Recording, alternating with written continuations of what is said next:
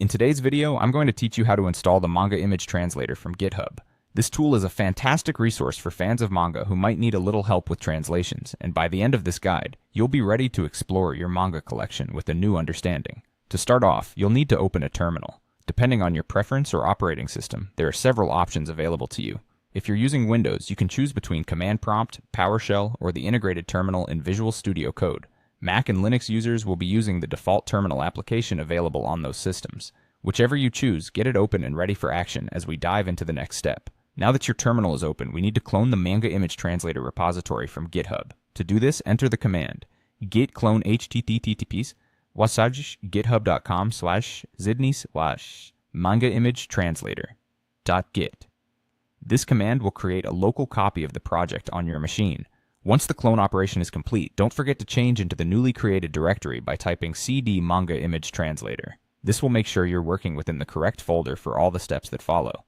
The next critical step is to create a virtual environment. This is essential because it helps manage dependencies specifically for this project without interfering with other Python projects on your system. In your terminal, type python env and press enter.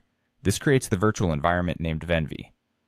Once the environment is set up, you need to activate it. If you're on Windows, the command is venv/scripts activate.